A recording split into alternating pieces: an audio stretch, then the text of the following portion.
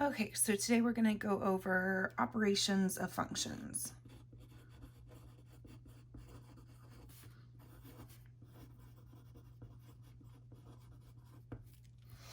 Okay, so basically what we're going to do is we're going to start off by learning how to add and subtract different functions, multiply and divide different functions, and also multiply by a constant.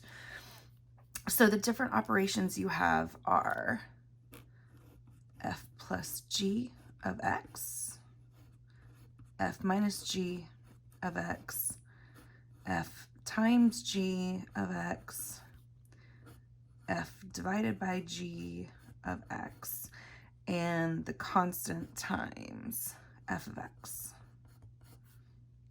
Okay, so let's say our f is going to be, our f of x is x plus 3, and our g of x is going to be x squared. Okay, so for this operation, you simply just add the two equations together. So this would just be x squared plus x plus 3. Okay, it's addition, so it really doesn't matter what order you go in, but the only thing that does matter is that you combine like terms. So let's say we had like a plus 2x on here. Our end result would be x squared plus 3x plus 3.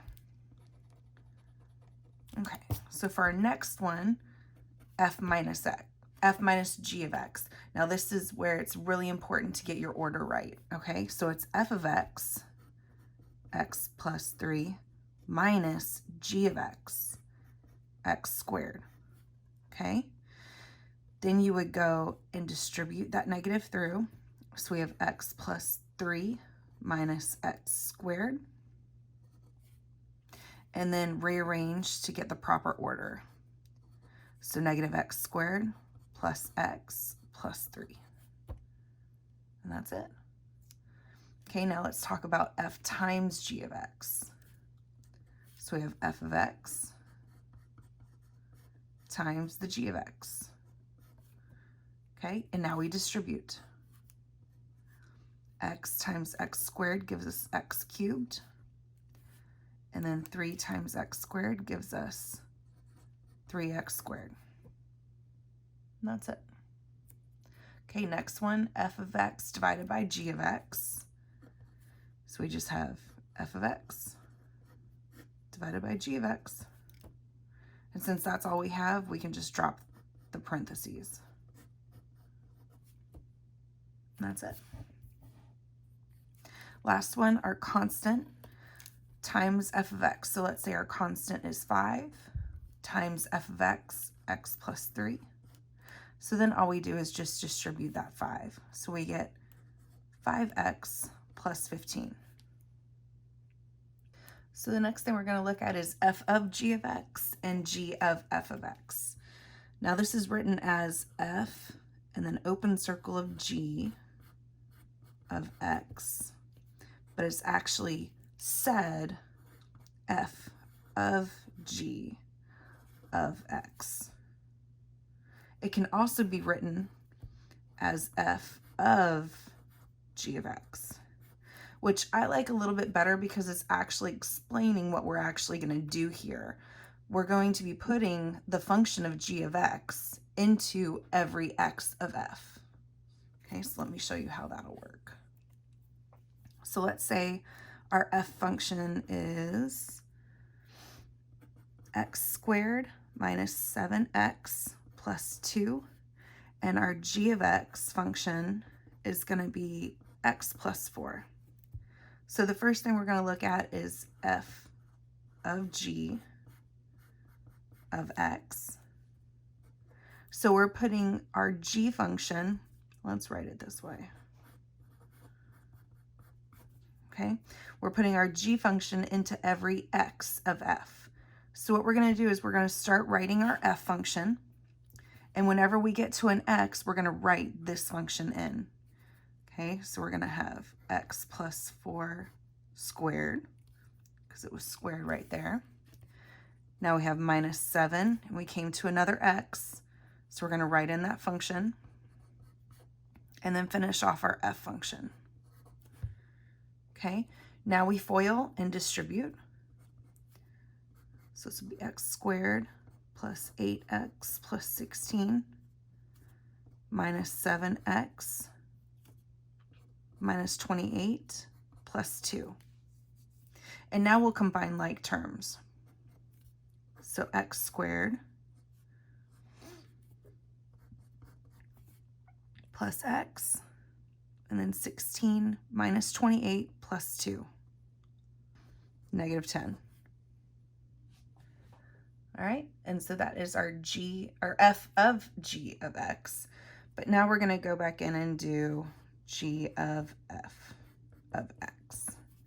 And again, that looks like g of f of x. Okay, so now we're going to start writing our g function.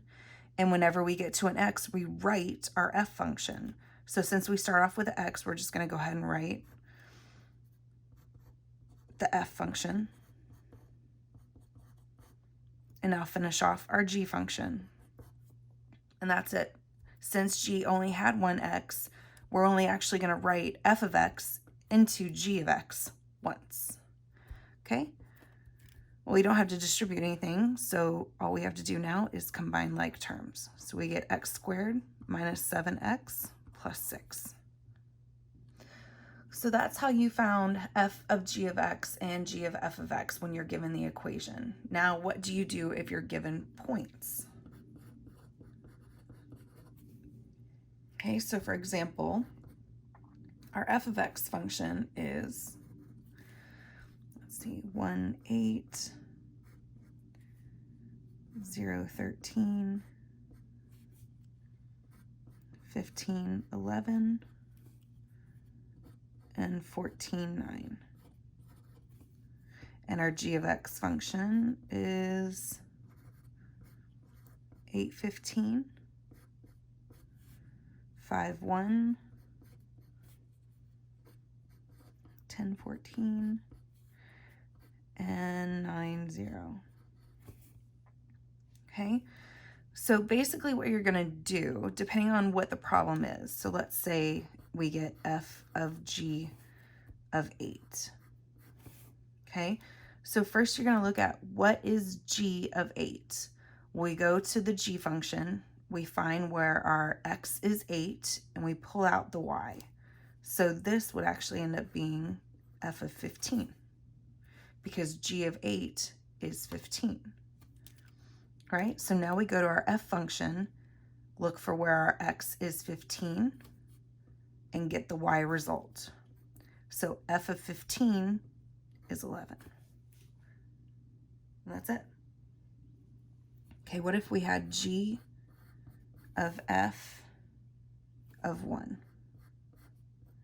Okay, again, we go to our f function and find where our x is 1. The y is 8 for that. So we write g of 8. Now we go to our g function, find where our x is 8. Our y is 15 for that point. Okay, so basically you're just finding the corresponding y to this x. All right, so now what happens if we have g of f of 0? Okay. Well, first we're going to go to the f and find what corresponds with 0. So f, our x is 0, so our y is 13. Now we go to our g function and find x as 13. We don't have it. So we call this undefined, because there isn't a corresponding y for this x in the given points. All right, and that's it.